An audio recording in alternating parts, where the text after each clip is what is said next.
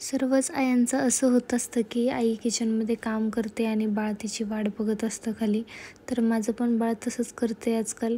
तर मी स्वयंपाक करत होते तर रमा बघा खालून कशी मला आवाज देत होती सारखी सारखी. तर आज मी बनवणार होते मेथीचे पराठे. त्या दिवशी मेथी आणली होती, त्यातली थोडीशी मेथी मी ठेवली होती की पराठे करायसाठी, पण पराठे करायला काही जमलंच नाही कारण की 2 दिवस तर मी बाहेरच होते काकींकडे वगैरे. त्यामुळं मग म्हटलं चला आज बनवूया पराठे. मग पीठ वगैरे मळून घेतलं. इकडे रम्मासारखी गोधडीच्या बाहेर येत होती म्हणून तिला व्यवस्थित गोधडी वगैरे केली आणि खेळायला दिलं तिला.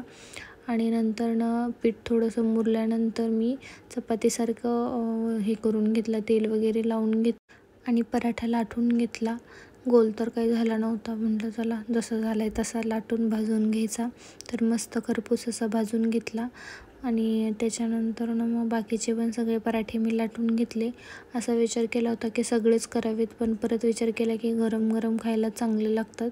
त्यामुळं मी माझ्यापुरतेच केले आणि दही आणलंच होतं मी, त्यामुळं दही आणि पराठा खाल्ला तर छान झाला होता. त्यात थोडंसं बेसन टाकलं होतं. इथे रमाबाळ बघा कसा पराठा ओढायला लागलेली आहे. मग तिला कपडे वगैरे चेंज करून मी तिला पण खाऊ वगैरे बनवून भरून घेतला. रात्रीचं जागरण होत असल्यामुळे अशी बघा डोळ्याभोवती कशी डार्क सर्कल्स आले. झोपच पूर्ण होत नाही आहे माझी, कारण की 2-3 दिवस झालं रमा पहाटेच उठायला लागलेली आहे आणि ती उठली की मग मला पण उठायला लागतं आणि ती 1-2 तासांनी झोपते, पण नंतर काय मला झोपच येत नाही. तर काल शॉपिंग केलेली बघा मी रमासाठी. हा ड्रेस एक घेतला होता, नाईट ड्रेस, आणि काल एक घातलेला तो व्हिडिओमध्ये बघितलाच असेल तुम्ही. आणि माझ्यासाठी पण कुर्तीज घेतल्या होत्या मी. तर कशा आहेत सांगा मला. असा कलरच नव्हता माझ्याकडं म्हणून मी हा एक कलर घेतला होता. तर हे मी घेतलं होतं रितिकासाठी, तिला द्यायचं होतं जाताना कारण की तिकडे खूप थंडी आहे गावाला म्हणून. मग तिच्यासाठी घेऊन आली होती मी. बाकीचं काही मग घड्या वगैरे घालून ठेवले कपडे.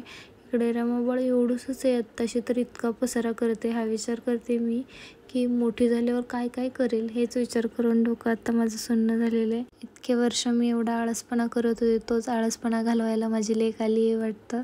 त्यामुळं सगळा पसारा वगैरे आवरावा लागतो. मग स्वयंपाक करत करतच माझी आवडती सिरियल बघत बसली. यांचं जर काय चालतच राहतं. म्हटलं चला सिरियल संपली, आपलं जेवण पण बनवून घ्यावं रात्रीचं. मग जेवण बनवायला घेतलं. मला आज अख्खा मसूर खाऊसा वाटला होता म्हणून मग मी अख्ख्या मसूरची भाजी केली. तर त्यासाठी मी कुकरमध्येच भाजी करणार होते. तर हे मी काल पातेलं घेतलं होतं, नवीनच आहे, अजून काहीच केलं नाही. तर त्याच्यावरती असे काळे काळे डाग पडायला लागलेत. तर ते कशामुळं होतं ते नक्की सांगा मला, का डुप्लिकेट भांडं मिळालं काय माहिती मला. मग सगळं किचन वगैरे आवरून घेतलं आणि रमाला पण झोपवून घेतलं. रमाबाळ पण मस्त असं झोपलं होतं. तर भेटू आपण पुढच्या व्लॉगमध्ये. Okay, bye.